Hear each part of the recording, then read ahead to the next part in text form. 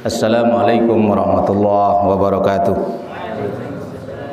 Alhamdulillahirabbil alamin. Shalatu wassalamu ala asrofil anbiya'i wal mursalin wa ala alihi washabihi rasulillahi ajma'in. Asyhadu an la ilaha illallah wahdahu la syarikalah, asyhadu anna Muhammadan abduhu wa rasuluhu la nabiyya ba'da. Kita bersyukur kepada Allah Subhanahu wa taala, pagi ini kita masih bisa melaksanakan kewajiban.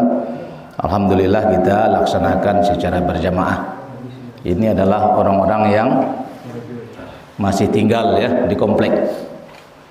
Yang dari rantau sudah pulang ya. Ini orang rantau sudah pulang nih ya. Kemudian yang merantau ke sini sudah pulang juga ya. Ini yang tinggal yang pokok-pokok deh. Ya. Jadi lumayan lah ya, masih ada kita tinggal di komplek ini. Salawat dan salam semoga tercurah kepada junjungan kita Nabi besar Muhammad sallallahu alaihi wasallam. Bapak dan Ibu sekalian, pagi ini kita akan menyampaikan kesimpulan ya, apa yang kita sudah sampaikan beberapa kali pertemuan, bahwa ketika seseorang mulai beranjak dewasa, maka dia akan berpikir apa yang dia pikirkan, pemikiran yang mendasar. Itu yang kita sebut dengan kemarin al-uqdatul kubra, pemikiran yang besar. Apa itu? Persoalan dari mana kita, mau kemana kita, dan mau apa kita. Nah, setelah kita mengkaji beberapa kali pertemuan Bapak dan Ibu sekalian, maka kita sudah bisa kemarin menemukan adanya Sang Pencipta. Kita sudah bisa meyakini adanya seorang Rasul, dan kita sudah meyakini adanya kitab suci. Dari situ setelah kita memahami, meyakini adanya Al-Quran, maka pertanyaan tentang dari mana kita sudah bisa dijawab. Siapa yang menciptakan kita? Dia adalah Allah Subhanahu wa ta'ala. Kenapa namanya Allah? Kok namanya Allah gitu ya? Karena yang memberitahu namanya Allah adalah Allah Subhanahu wa ta'ala sendiri. Nah gitu. Karena Allah mengatakan kepada kita, innani anallah, sesungguhnya aku adalah Allah. Itu kata Allah Subhanahu wa taala. Aqimis sholata li zikri, jadikanlah salat untuk mengingatku. Itu kata Allah Subhanahu wa taala. Jadi ini mengatakan namanya innani anallah, sesungguhnya aku adalah Allah. Bukan sujang, bukan sebuyung, tapi Allah. Berarti Allah itu ismuz zat, nama sesuatu.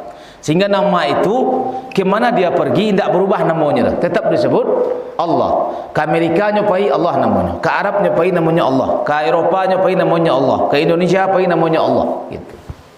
Ya. Samo jo namo umpamanya kita pernah dengar namo Kasman Singo di Mejo. Mungkin kita pernah dengar namanya. Ini salah seorang tokoh pendiri Indonesia ya.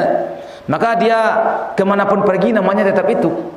Dari Jawa hanya berangkat ke Jakarta, timur Jakarta menjadi politisi, namanya tetap Kasman Singo di Mejo. Tidak bertukar namanya dah. Kasman Singa di meja, tidak ada namanya itu dah. Ya.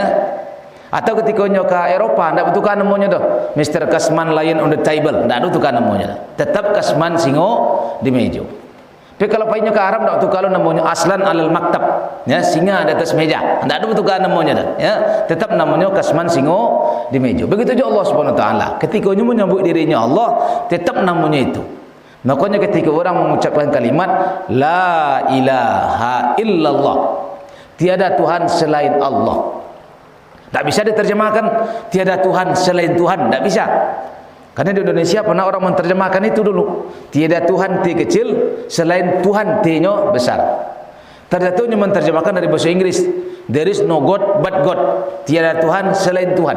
Nah, harusnya there is no God but Allah, tiada Tuhan selain Allah Subhanahu wa taala. Jadi tahu gitu, oh yang menciptakan gitu namanya Allah Subhanahu wa taala. Kemudian setelah kita membaca Quran, kita pun akhirnya mengetahui bahwa ketika Allah Subhanahu wa taala menciptakan sesuatu, pasti disertai dengan peraturannya. Itu pasti itu. Seilu akal kita berfungsi mengatakan demikian. Jangan itu oleh kita punya HP saja, model HP ya. Punya HP punya mbok. Ketika kita beli baru, pasti ada manual booknya, pasti ada bukunya. Itulah HP itu, kecuali beli HP second. Nah, Kalau beli HP second, jangan buku boleh, kadang charger rendah ada orang kan gitu kan. Nah, tapi kalau kita membeli HP baru, pasti ada bukunya, ada peraturannya. Kau cara menghidupannya, kau cara mematiannya, kau cara mengoperasikannya, ada dalam buku itu satu.